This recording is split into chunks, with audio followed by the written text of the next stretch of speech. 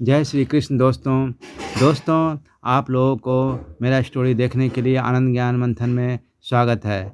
आज ही बहुत एक अच्छी कहानी लेकर आपके सामने आया हूँ, जो आप ध्यान से सुने और वीडियो में लास्ट तक बने रहें। आज मैं एक आपको दोस्ती के बीच में झगड़ा कैसे होता है जिसके बारे में बताने जा रहा हूँ। रूस देश के एक गांव में इवान नाम का एक किसान था जो बहुत ही अमीर था। उसके 3 बेटे थे जो कि मेहनती थे। उसके पिता बूढ़े थे और बीमार रहते थे। गैम्ब्रियल उसका पड़ोसी था, जो दोनों एक अच्छा पड़ोसी थे। दोनों में काफ़ी मित्रता थी। आपस में वे खुशी खुशी रहते थे, बड़े आराम से रह रहे थे। इवान के पास कुछ मुर्गियाँ थी। उनकी एक मुर्गी एक दिन उसके बाड़े से उड़कर अपने पड़ोसी के घर में चला गया। वह गैम्ब्रियल के घर में पहुंच गई। वहां उसके ने एक अंडा दे दिया। इवान की पुत्रवधू इस मामले की पूछताछ करने गैम्ब्रियल के घर में जा पहुंची। गैम्ब्रियल की मां ने बड़े रूखे स्वर में जवाब दिया, जो बहुत दिल को दुख पहुंचाया। इस बात पर झगड़ा बढ़ गया। बहुत जल्द ही इवान, गैम्ब्रियल और उसकी पत्नियां आपस में एक दूसरे के साथ लड़ने लगे। उनके बीच सुलह कराने के लिए पड़ोसियों के बीच बचाव करने आना पड़ा।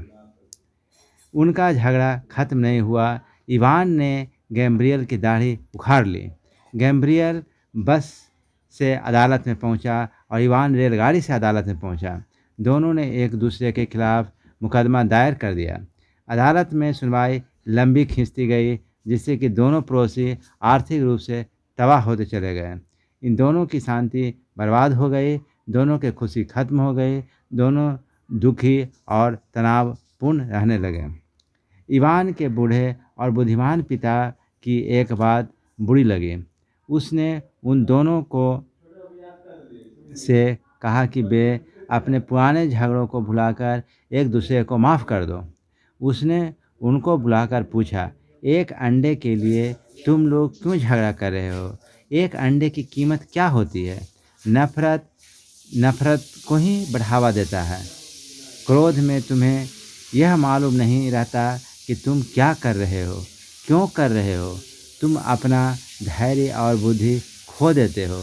तुम्हें पता है कि वह तुम्हें तबाही की ओर ले जाता है। जितना भी क्रोध करोगे, जितना भी नफरत करोगे, उससे तुम ज़्यादा तबाह हो जाओगे। उस बूढ़े व्यक्ति की सलाह काम आ गई। इवान और गैम्ब्रियल के बीच सुलह शांति हो गई। एक बार फिर से वे शांतिपूर्वक रहने लगे। वे बहुत ही खुशी खुशी रहने लगे, पहले की तरह।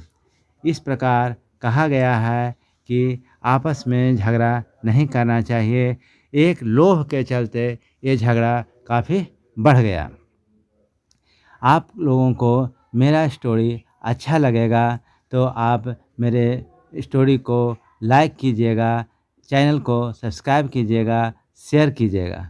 इसके लिए आप लोगों को बहुत ही धन्यवाद।